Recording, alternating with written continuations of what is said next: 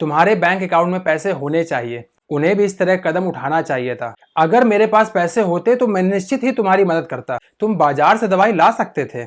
अगर मुझे 5 मिनट और देरी हो जाती तो मेरी ट्रेन छूट जाती। अगर मुझे पता होता तो मैं उसे पैसे कभी नहीं देता। ये वो सेंटेंसेस हैं जिन्हें हम किसी न किसी सिचुएशन में किसी न किसी के सामने जरूर यूज करते हैं। जी हाँ, मैं बात कर रहा हूँ शुड हैव, कुड हैव और वुड हैव को। आज की वीडियो में हम जानेंगे कि शुड हैव कब यूज करेंगे, कुड हैव कब यूज करेंगे और वुड हैव कब यूज करते हैं। और इस वीडियो के अंत में मैं आपको एक ऐसी ट्रिक बताऊंगा जो आपकी मदद करेगा कुड हैव और वुड हैव के बीच के डिफरेंस को समझने के लिए, जहां पे हम कंफ्यूज होते हैं अक्सर। तो इसलिए मेरी आपसे रिक्वेस्ट है कि वीडियो के अंत तक बने रहिएगा।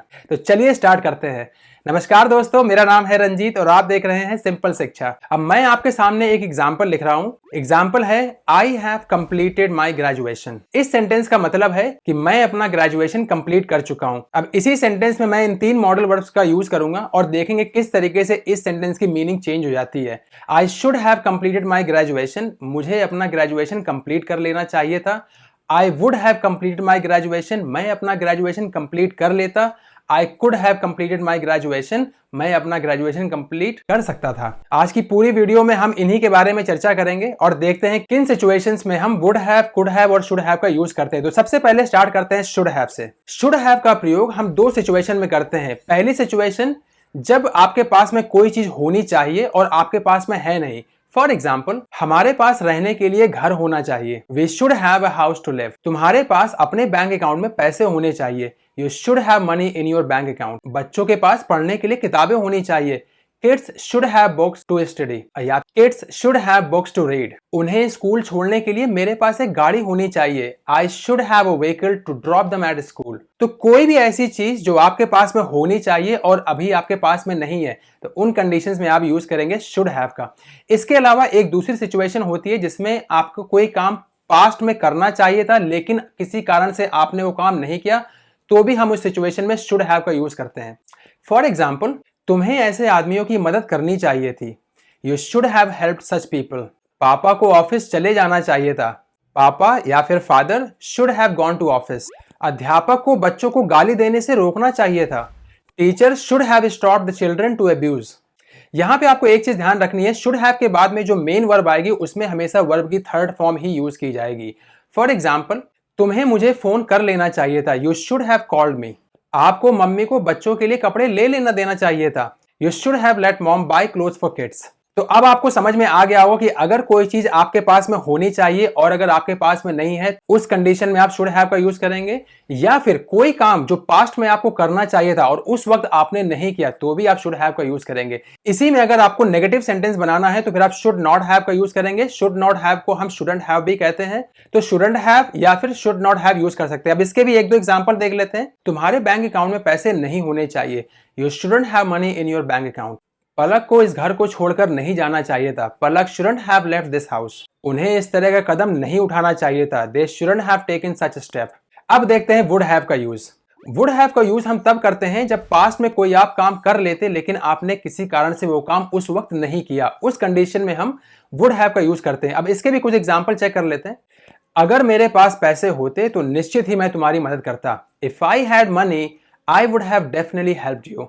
इसमें भी वुड हैव के बाद में मेन वर्ब में हम वर्ब की थर्ड फॉर्म यूज करेंगे। If I had money, definitely I would have helped you. या फिर इसको आप दूसरे तरीके से भी बना सकते हैं, definitely I would have helped you if I had money. दोनों ही सही है, दोनों तरीकों से आप इसको यूज कर सकते हैं। आइए कुछ और एग्जाम्पल देखते हैं। मैं जाता और उसे पिक कर लेता अगर मेरे पास गाड़ी होती। आई would have gone and picked her up if I had vehicle. I would have gone and picked her up if I had a vehicle. या फिर आप कह सकते हैं if I had a vehicle, I would have gone and picked her up. दोनों ही सही है, दोनों तरीके से आप इसको यूज कर सकते हैं। अगर मुझे यही काम करना होता तो बहुत पहले कर लिया होता। If I had to do this work, I would have done it long time back. If I had to do this work, I would have done it long time back. इसी में अगर आपको नेगेटिव सेंटेंस बनाना हो तो उसमें would के बाद में नॉट का यूज करेंगे, तो उस कंडीशन में हो जाएगा वुड नॉट हैव, या फिर आप कह सकते हैं वुडंट हैव। एग्जाम्पल देखते हैं। अगर मेरे पास पैसे होते भी तो भी मैं उसकी मदद नहीं करता। Even if I had money, I would not have helped him। या फिर आप कह सकते हैं I wouldn't have helped him even if I had money। यहाँ पे एक बात और ध्यान रखने वाली बात है, अगर किसी सेंटेंस में आ रहा है अगर मुझे पता होता या फिर पता होता, तो इसके लिए हम एक फ्रेज यूज करते हैं इफ आई हैड नोन। अगर मुझे पता होता, इफ आई हैड नोन, या फिर पता होता, हैड आई नोन यूज करते हैं। इसके दो एग्जाम्पल चेक करते हैं। अगर मुझे पता होता तो मैं उस कॉलेज में एडमिशन कभी नहीं लेता। If I had known I would have never taken my admission in that college. If I had known, I would have never taken my admission in that college. पता होता तो मैं शाम को ही खाना बना लेता। Had I known, I would have cooked the food in the evening itself. Had I known, I would have cooked the food in the evening itself. एक और एग्जाम्पल चेक करते हैं। अगर आप मरीज को आधे घंटे पहले ले आते तो हम उन्हें बचा लेते। अगर आप मरीज को आधे घंटे पहले ले आते तो हम उन्हें बचा लेते। If you had brought the patient half an hour earlier, we would have saved him. अगर मुझे 5 मिनट और देरी हो गई होती तो मेरी ट्रेन छूट जाती। I would have missed my train if I was late by another 5 minutes. I would have missed my train if I was late by another 5 minutes. तो ये सारे एग्जाम्पल थे would have के। अब चलिए देखते हैं could have को हम किन सिचुएशंस में यूज करते हैं। could have का यूज हम उन सिचुएशंस में करते हैं जो काम आप पास्ट में कभी कर सकते थे लेकिन आपने किसी कारण से नहीं किया। फॉर एग्जाम्पल, तुम मुझे कॉल कर सकते थे। You could have called me. वह बाजार से दवाई ला सकता था। He could have brought the medicines from the market. वह बाजार से दवाई ला सकता था। मैं शाम को खाना खा सकता था। I could have had my food. यहाँ पे ध्यान रखिएगा, had जो है वो have का मतलब भी खाना होता है और have की थर्ड फॉर्म है had। तो मेन वर्ब में वर्ब की थर्ड फॉर्म यूज करते हैं could have के बाद में। could have के बाद में जो मेन वर्ब आएगी उसमें हम वर्ब की थर्ड फॉर्म यूज करेंगे। तो इसको आप कह सकते हैं I could have had food in the evening, या फिर आप कह सकते हैं I could have eaten food in the evening, कि मैं शाम को खाना खा सकता था। इसी में अगर आपको नेगेटिव सेंटेंस बनाना हो, फॉर एग्जाम्पल, तुम ऐसा नहीं कर सकते थे। You could not have done this. Rohan उसे गाली नहीं दे सकता था। Rohan could not have abused him. Rohan could not have abused him. अब आपको ध्यान होगा, शुरू में मैंने आपको एक ट्रिक के बारे में बताया था could have और would have के बीच में। एक एग्जाम्पल लेते हैं। फॉर एग्जाम्पल, अगर तुम आज खेले होते तो हम ये मैच जीत जाते। इसको हम दो अलग अलग तरीकों से बना सकते हैं। पहला, if you had played today, we would have won the match. Second, if you had played today, we could have won the match. दोनों सेम है लेकिन दोनों में एक अंतर है, जिसमें आपने would have का यूज किया है। जहां पे आपने कहा है we would have won the match, वहां पे आप पूरी तरीके से श्योर हैं कि अगर वो खेला होता तो हम मैच निश्चित रूप से जीत जाते।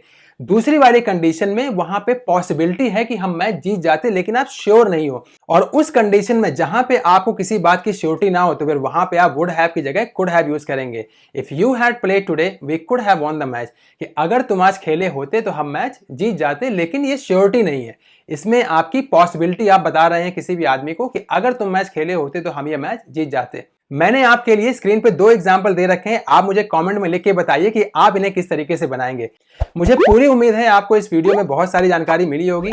अगर आप नए हैं तो इस चैनल को सब्सक्राइब करिए, इसे अपने दोस्तों के साथ में शेयर करिए। मैं मिलूंगा आपसे अपनी अगली वीडियो में। Till then you stay happy.